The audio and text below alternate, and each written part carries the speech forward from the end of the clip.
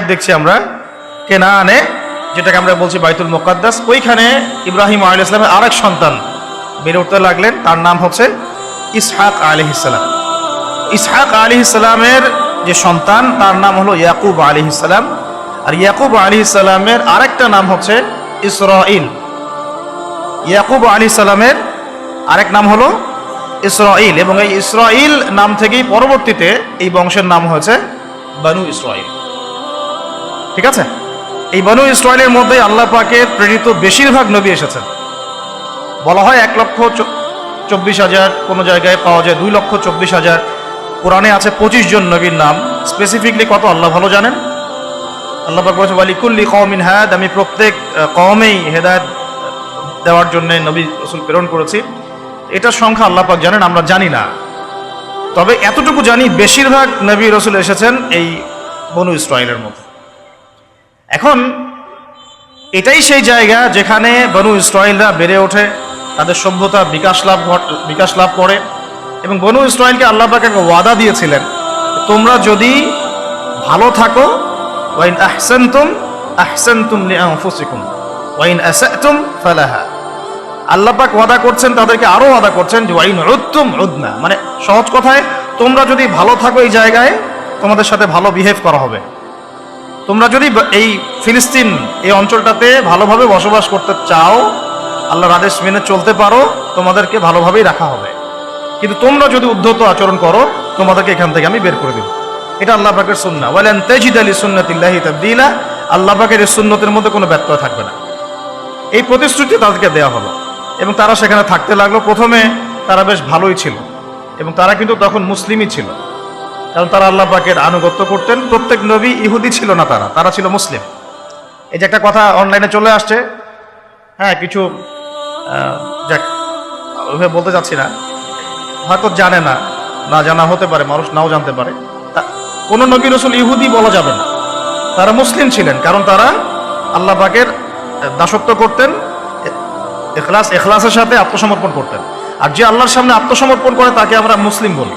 তা আমরা নবী রাসূলদেরকে বলবো না এভাবে তারা ইহুদি ছিলেন, না, তারা মুসলিম ছিলেন। তবে সভ্যতাটার নাম ছিল বনু ইসরাঈল, বংশটার নাম ছিল বনু ইসরাঈল। তো বনু ইসরাঈল থেকে ইহুদি নাম কিভাবে হলো সেটাও আমি একটু পরে বলছি ইনশাআল্লাহ। এখন এই ইয়াকুব আলাইহিস সালামের বংশ বাড়তে লাগলো। আপনারা জানেন, সূরা ইউসুফ পড়ে দেখবেন, তার মোটামুটি 12 সন্তান হয়ে গেল। 12 সন্তানের মধ্যে এক সন্তানের নাম হলো ইউসুফ, আর তার ভাই যার নাম পাই আমরা বেনিয়ামিন, তাই না? নেতানিয়াহু না আবার, ঠিক আছে, বেনিয়ামিন। নামগুলো কেন মিলে যায় বুঝেন? তারা কিন্তু তাওরাত, ওল্ড টেস্টামেন্ট, নিউ টেস্টামেন্ট এগুলো ঘাটাঘাটি করে এই নামটার আগে আর কি। ওদের একটা ভিশন আছে, ওইদিকে আমরা পরে আসতেছি। তো এখন এই ইয়াকুব আলাইহিস সালামের যে কওম, যে ট্রাইব, তার যে সন্তানরা, ওই সৎ ভাইদের গল্প আপনারা জানেন, সূরা ইউসুফ বিস্তারিত পড়লে দেখবেন যে তারা দুর্ভিক্ষের কবলে পড়ে সেখান থেকে মিশরে আসে। মিশরে কিভাবে আসলো তারা? আচ্ছা, তার আগে আপনাদেরকে একটা শব্দ বলি, সেটা হলো হোলি ল্যান্ড। এই শব্দটাকে মাথায় রাখবেন, হোলি ল্যান্ড। শুধু ফিলিস্তিন জুড়ে নয়, বরং মিশরের নীলনদ থেকে শুরু করে ইরাকের ইউফ্রেটিস পর্যন্ত এই পুরো জায়গাটাকে বলা হয় হোলি ল্যান্ড। এই জিনিসটা মাথায় রাখবেন। এখনকার বিশ্বের যত কিছু হচ্ছে হোলি ল্যান্ডকে কেন্দ্র করে, এবং ভবিষ্যতেও যা হবে এই বিশ্বে ওই জায়গার স্বাধীনতাকে কেন্দ্র করে। ওই জায়গার দখলদারিত্ব নিয়েই সব কনফ্লিক্টগুলো হতে থাকবে ওয়ার্ল্ডে। জায়গাটার নাম হোলি ল্যান্ড। এই হোলি ল্যান্ড শব্দটা কিন্তু কোরআন থেকে নেওয়া হয় নাই, এটা ওরা ওদের মতো করে সাজিয়ে নিয়েছে, ওদের ওল্ড টেস্টামেন্ট, নিউ টেস্টামেন্ট থেকে। তারা মনে করে এবং তারা দাবি করে, এই জিউসরা, যে এই পুরো হোলি ল্যান্ড আল্লাহ তাদেরকে দিয়েছেন। নাউজুবিল্লাহ। কাদেরকে দিয়েছেন আমরা দেখবো এখন ইনশাআল্লাহ। তো এখন এই হোলি ল্যান্ড বলতে শুধু ফিলিস্তিন না, তাহলে পুরো মিশর থেকে নিয়ে একদম ইউফ্রেটিস, ইরাকের ইউফ্রেটিস নদী পর্যন্ত, যেখান থেকে সোনার পাহাড় বের হবে। হাদিস তো জানেন আপনারা, যেটাকে কেন্দ্র করে মহাযুদ্ধ হবে। এখন এই হোলি ল্যান্ডে তাহলে কিভাবে আসলো বনু ইসরাঈল? ওই দুর্ভিক্ষের কবলে পড়ে তারা আস্তে আস্তে এখানে আসলো খাবারের সন্ধানে। এখানে এসেই তখন ফেরোরা থাকতো আর কি। তো এই ফেরো আর মুসা আলাইহিস সালামের ফেরো কিন্তু এক না। তখন যারা থাকতো তাদেরকে বলা হতো হাইকাল গোষ্ঠী আর কি, হাইকাল জনগোষ্ঠী। এখন আমরা বুঝলাম যে বনু ইসরাঈল কিভাবে ওই কেনান থেকে মিশরে আসলো। ইউসুফ আলাইহিস সালাম যখন এখানে পলিটিক্যাল পাওয়ারটা পেলেন, তখন তিনি বাবাকে নিয়ে আসলেন, মাকে নিয়ে আসলেন, ভাইদেরকে নিয়ে আসলেন, সবাইকে মাফ করে দিলেন। এখানে আবার বনু ইসরাঈলদের আবাদি গড়ে উঠতে থাকে। এভাবে আস্তে আস্তে বনু ইসরাঈল ছড়িয়ে যেতে লাগলো। মোটামুটি 100-200 বছর তারা এখানে খুব শান্তিতে ছিল, যতক্ষণ না এই হাইকেল জনগোষ্ঠীকে সরিয়ে দিয়ে ফেরাউনরা ক্ষমতা দখল করেছে। ফেরাউনরা আবার উগ্র, এরা আবার ওই রকম না, ওই মানে সেকুলার মাইন্ডেড না। ওরা দাবি করে যে আনা রব্বুকুমুল আ'লা, আমি তোমাদের মহান। এখানে আর ওই সুযোগ নাই ধর্ম পালনের, এবং তারা খুব বেশি অত্যাচার করতে পছন্দ করত। আপনারা কোরআন খুললেই দেখবেন প্রথম দিকে আছে ইউযাববিহুনা আবনাআকুম ওয়া ইস্তাহইউনা নিসাআকুম, বাচ্চাদেরকে জবাই করত, ছেলেদেরকে জবাই করত, মেয়েদেরকে জীবিত রাখত।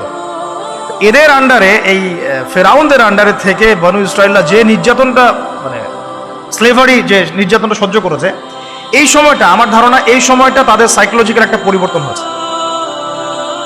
এটা আমার শুধু কথা না, ডক্টর রাগিব সার্জানি থেকে শুরু করে আলী মোহাম্মদ সাল্লাবি এই কথা বলেছেন যে যখন তারা ফেরাউনের আন্ডারে থেকে এই টর্চার সহ্য করেছে প্রায় এরকম 100 বছর একটা জাতি যখন এভাবে টর্চার সহ্য করতে থাকে, চোখের সামনে জবাই করে দেওয়া হচ্ছে বাচ্চাদেরকে, ছেলেদেরকে, মেয়েদেরকে ধর্ষণ করা, জীবিত রাখা, তখন এই স্লেভারির মধ্যে থাকতে থাকতে ওদের মধ্যে একটা অ্যারোগেন্সি চলে আসে।